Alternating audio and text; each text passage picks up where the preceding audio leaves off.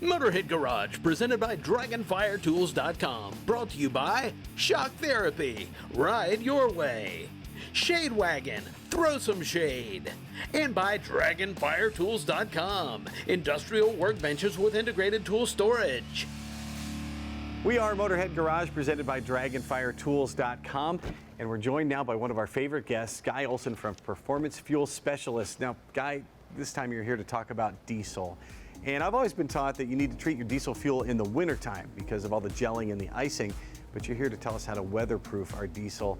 Why do we need to treat it year-round? Yeah, that's such a great question. And things have really changed in the industry, and it's leading up to more issues than we've ever had before. So we recommend treatment all summer long for a number of reasons. One of the things we need is lubricity. The new fuel systems, the tolerances are so incredibly tight. We're creating huge amounts of pressure in the fuel systems themselves. And so we need to lubricate and clean and take care of them each and every time. And that's not always an easy thing to do. Now, lubricity is not the only thing you're looking for in an additive, but what else can an additive do for your diesel fuel? So our additives are a complete formula product covering a number of different problems. One of those problems would be water. You know, part of the problem you have with pressure or with the tolerances being so tight, you create a lot of pressure, which creates a lot of heat, which has problems, several problems of its own. One of them is condensation. So while in the wintertime you worry about getting a water freeze up, you really generate the water in the summertime. And so the product is going to take a little water out every time you fuel, so when winter gets here, we don't have a tank full of water. And we talk about system cleanup when it comes to diesel fuel. Why is cleaning your entire fuel system so important? Well, because of the tolerances, you see with a very small buildup, simply 3% buildup in an injector nozzle relates to a 12% loss of performance and efficiency. A micro amount of deposit can make a big difference. And who can afford a 12% loss of efficiency?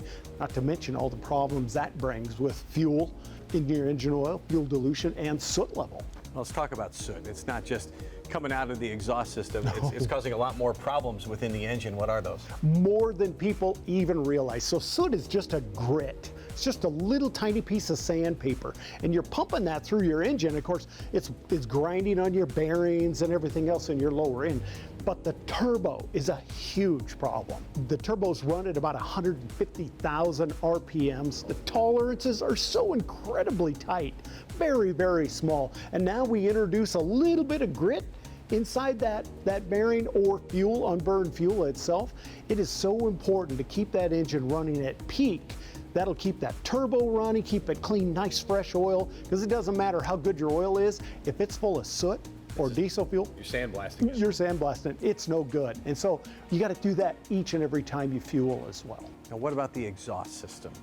You don't think of exhaust as something you need to clean. Yeah, exactly. But we treat the exhaust system by keeping track or taking care of the ignition system. So by your fuel igniting, burning more evenly and more completely, those sensors, those DPF, diesel particulate filter exhaust units stay cleaner longer, you regen less, your sensors last better, and they operate precisely versus being clogged up. So part of it is not only taking care of the fuel system, but taking care of the exhaust system. And back to the engine, you talked about all the forces in there, all the parts that are spinning, especially in the turbo, and that creates a lot of heat. So how is heat a detriment to your entire system? Yeah, so part of the heat that you get is through the pressures in the system, and you're returning fuel to the tank at a high pressure, so that oxidizes your fuel. It takes brand new diesel and it makes old diesel out of it by sending it back at 160 plus degrees, and that creates IDID, internal diesel ejector deposit, which is a whole new problem, condensation in your tank, and as we talked in the gas segment, the warm fuel does not burn efficiently.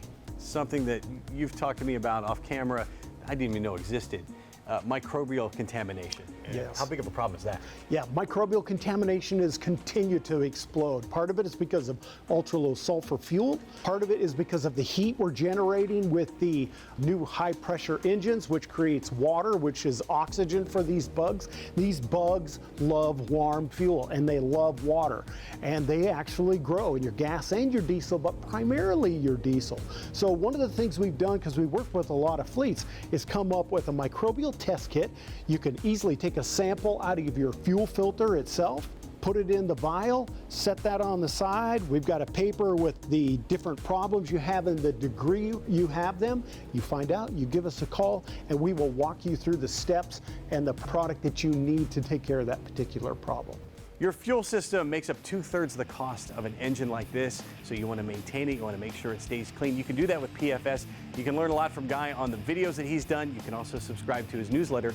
And if you have a fleet, bring this guy to your company. He does this all the time. He can educate your employees on what it's like to take control of your fuel system. You're going to learn stuff you never even dreamed of. You can find all this and a whole lot more at Fuelguys.com. And you can find more Motorhead Garage presented by DragonFireTools.com just around the corner.